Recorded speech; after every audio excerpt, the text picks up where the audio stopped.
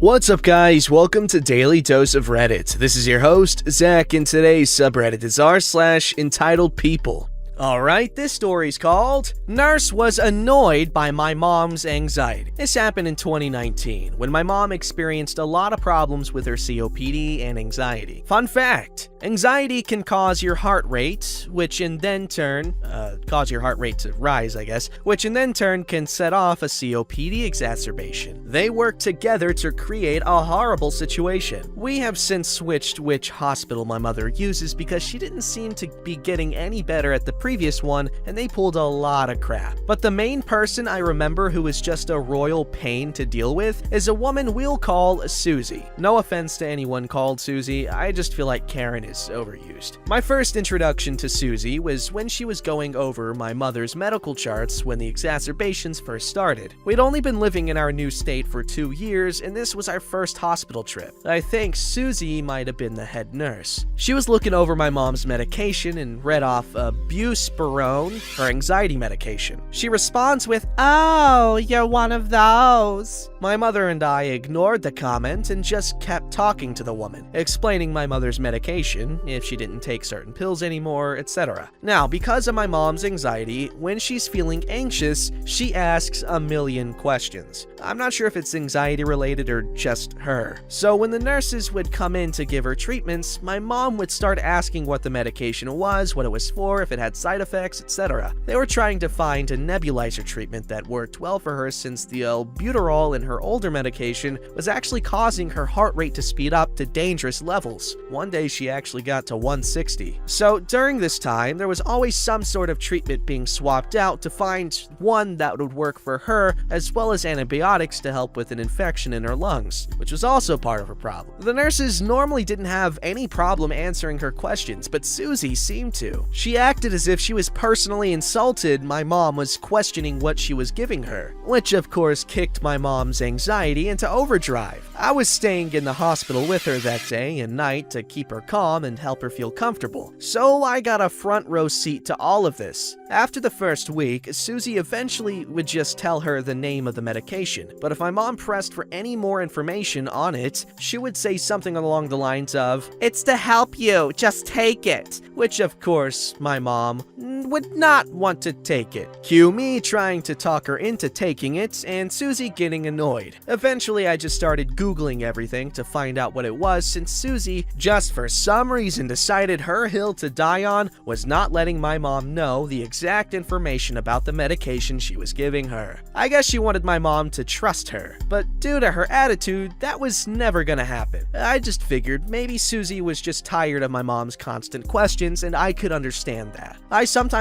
myself get a little annoyed when she asks 10 different questions, sometimes repeating the questions over and over, but I'd rather be a little annoyed than have her anxious or upset because it makes her breathing worse and increases her heart rate to sometimes dangerous levels. We're in the middle of our second week, and fun fact about nebulizer treatments, they will make your hand shake uncontrollably. My mom was getting tired of trying to hold the nebulizer in her hand and to her mouth due to her shaking, and at some point I or the nurse on duty at the time had to hold it for her. One day, one little nurse came in. We'll call him Carl, and he was a sweet guy. He finally suggested to my mom about having her wear a mask so she could be hands-free and take her treatment. My mom was happy to hear that there was an alternative and asked if she could try it. Carl leaves, and while my mom finishes the treatment, Susie is the nurse that returns, and she begins telling my mom that she doesn't need the mask, that the masks are for patients that can't hold the nebulizer on their own due to problems like arthritis. I tried explaining to her how bad my mom's hands shake, and her response was, "Yeah, it's the medication, it'll do that." I tell her I know, and I just want my mom to be more comfortable. Susie, however, dismisses this by telling me it's better for my mom to just hold it before saying she had other patients she needed to take care of and left. I didn't really understand how making my mom try to hold on to something while she's struggling just to take a deep breath was helping her, but whatever, I guess. A few hours later, about 30 minutes before my mom's next treatment, bam! She starts having an exacerbation where she's struggling to breathe. I hit the nurse's call light, and in rushes Carl. Carl quickly helps get a treatment ready, but my mom is struggling to hold on to the nebulizer. I'm trying to keep my mother calm, and at one point, her hand begins to shake so bad she can barely keep the nebulizer in her mouth. I asked Carl if he could please find her a mask so she could properly take her treatment as I held the nebulizer for her. I felt like having the mask would ease her a bit. Carl seemed to hesitate. He said he would look after my mom became a bit more stable. Halfway through the treatment, my mom is finally taking in deep breaths, and Carl leaves to find a mask. Instead, Carl returns with Susie and another nurse I hadn't seen before. Susie once again tells my mom she doesn't need a mask. I tell her to look at my mom, saying that she can barely hold on to the nebulizer on her own. Carl agrees with me, saying it wouldn't hurt to let her just have a mask. Susie walks over, examines the contents in the nebulizer, then says, "She's almost halfway done anyways. There's no point in getting her one now." I'm so angry, but I'm keeping myself in check because if I get angry, it'll only stress my mother out. I couldn't believe she was being this stubborn over a non-issue like this. But I hadn't seen the worst of Susie yet. Susie then goes on a rant about how my mom is making their job more difficult, that she can't just have one of her little anxiety attacks when she doesn't get her way, that she needs to learn to calm herself down, which is hard to do when you can't freaking breathe. My mom, hearing this woman talk about her anxiety as if it's a child having a tantrum, starts getting upset and actually stops taking her treatment to tell her off the best she was able, saying that she would love to be able to breathe so she didn't have to be here and wish she could calm down, but that Susie was making that nearly impossible for her when she tried to prevent her doing anything that helped her keep calm at every turn. Susie said that my mom needs to learn to get over things, and then turns to Carl and starts berating him for giving my mom a nebulizer treatment 30 minutes ahead of schedule. Carl just sheepishly stares at her and apologizes. I really felt bad for him. Now, Susie is not really talking in a calm voice, but she's not outright yelling either.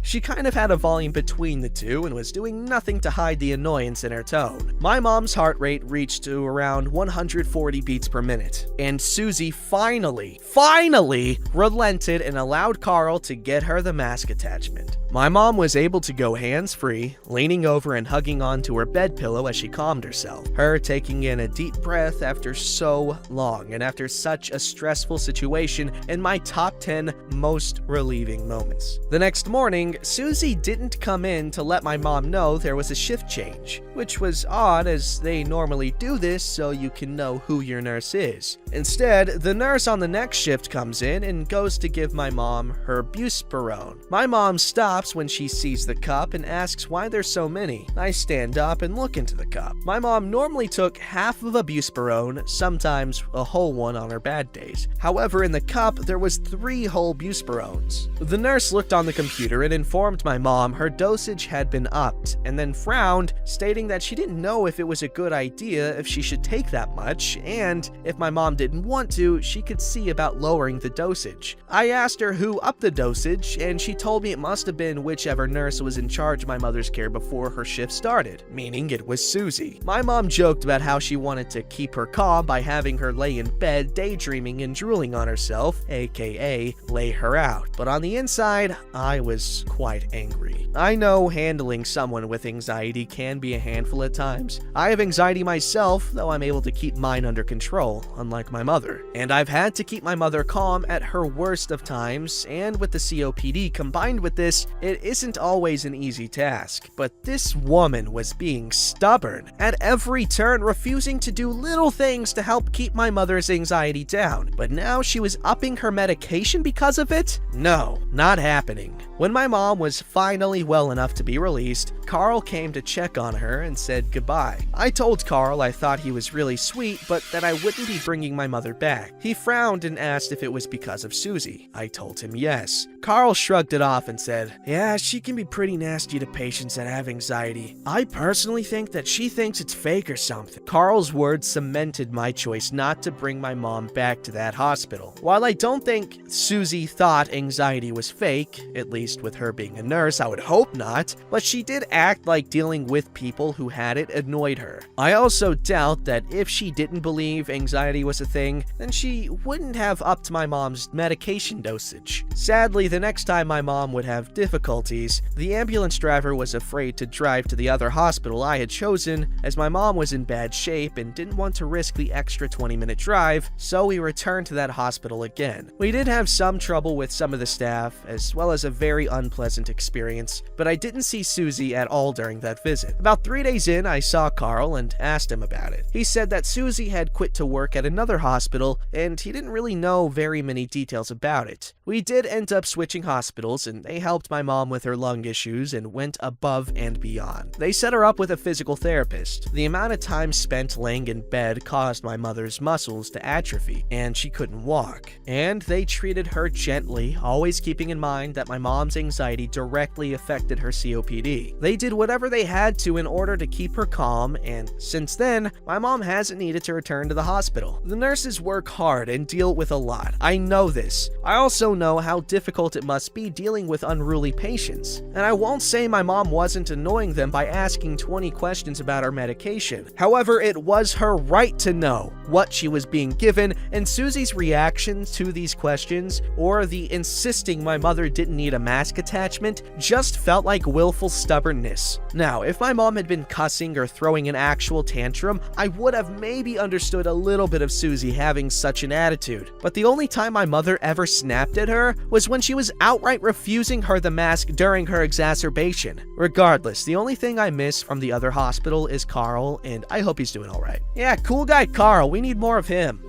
Less Susie though, she sucked. Sucky Susie versus cool guy Carl. The battle of the ages. Yeah, we're gonna be serving hot dogs with lots of relish and mustard. Relish, not so much actually. I'm not that huge of a fan, unless it's like a more sour as opposed to sweet relish, and like it has a bit of a texture, but like mustard is a must.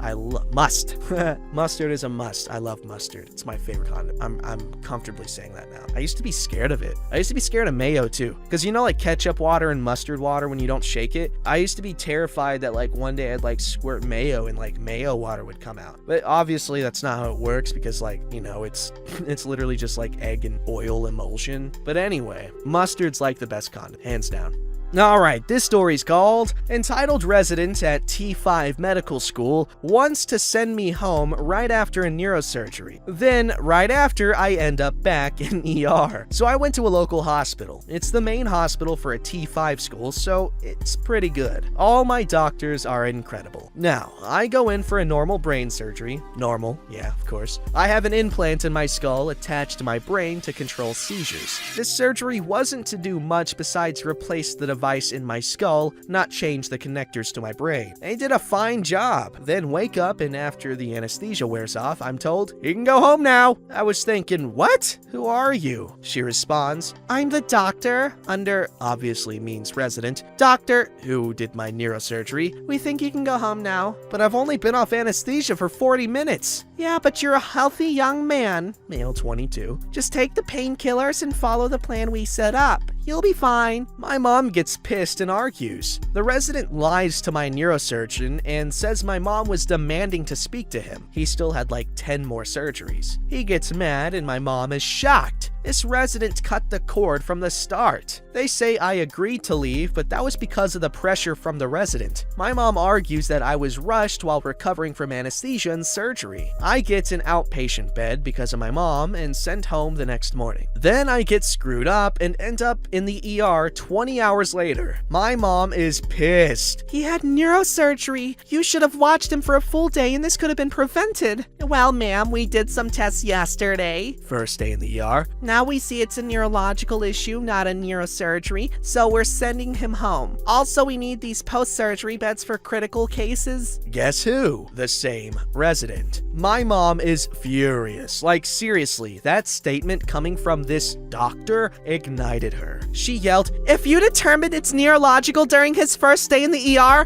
why are you discharging him today? Send him to neurology or I'll file a complaint on you, and we both know what patient neglect complaints can do to a resident's future." This doctor gets scared and sends me to neurology for the next 4 days where I actually get helped. But seriously, this hospital was fine, but this resident who had just finished medical school had such a superiority complex, she tried to shove me out regardless of what I said. Like, I don't feel well this way or that way. Jeez, man, this is scary. Like, people could just do that. Like, doctors and everything. Wow, both of these were medical related. That's crazy. But like, both of these stories are incredibly concerning because you don't know what you're gonna get when you go to a hospital, unless it's like some sort of like fancy schmancy hospital for like rich kids. But like, what about the poor kids? They don't have much of a choice, especially if you're poor. They give less of a crap about you. I'm sorry, that's just how it is.